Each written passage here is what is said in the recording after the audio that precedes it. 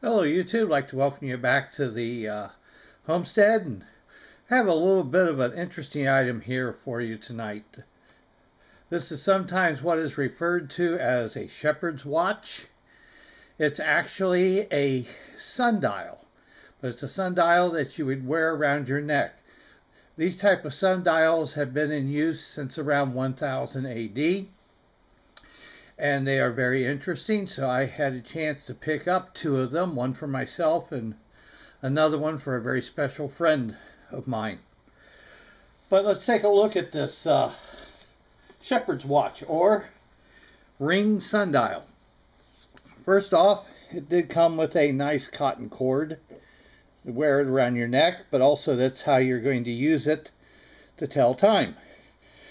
The particular company I ordered it from has several different types. Some of it had Celtic markings on the outside, others had floral.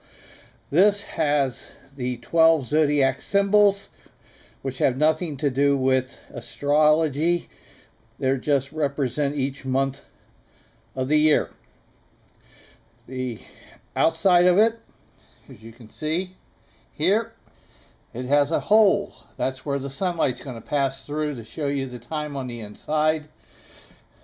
These are the months. Starting over here, we have January, February, March, April, May, June. And it jumps across to July, August, September, October, November, and December. And that's because, as we know, the sun is lowest on the horizon in the winter time and highest during the summertime. So what you need to do to tell time is you come over here to this little lever that moves very easily, and you merely line up the hole with what month it is. Well, I've lined up with November. On the inside are numbers. These are what you're going to use to tell the time with. The other side has a gap cut out so that the light can pass through the hole, and you see that there is two words in there, carpe diem, which is a line from a Latin poem by Horace, which means seize the day. So what we're going to do is I'm going to take this outside and I'm going to have it aligned for November. Get there.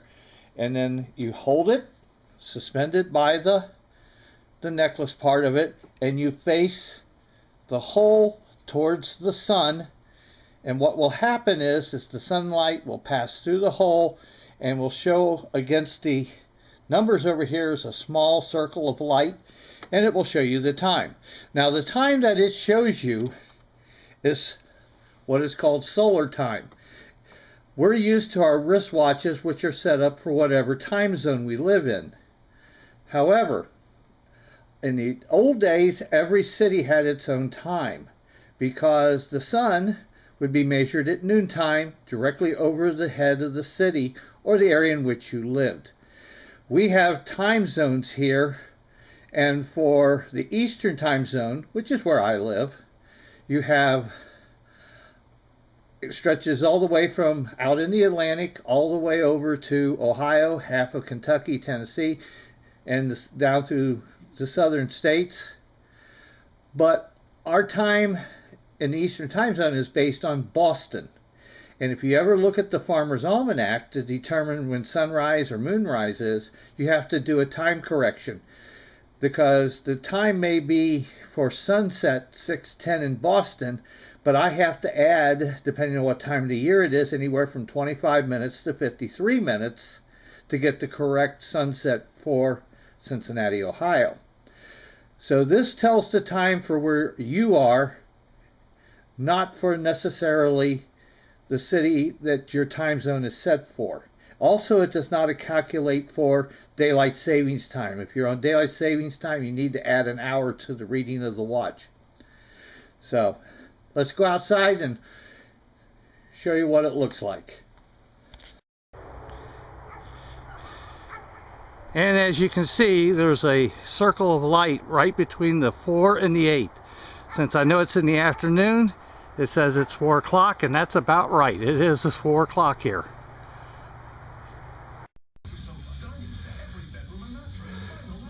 Okay, I just thought I'd take a look at the real time. I just come in from outside filming the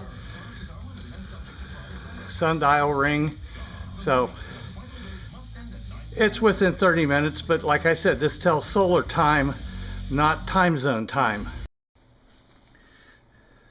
So there you have it, the Shepherd's Watch. Thank you for stopping by the homestead today. Have a great day. God bless.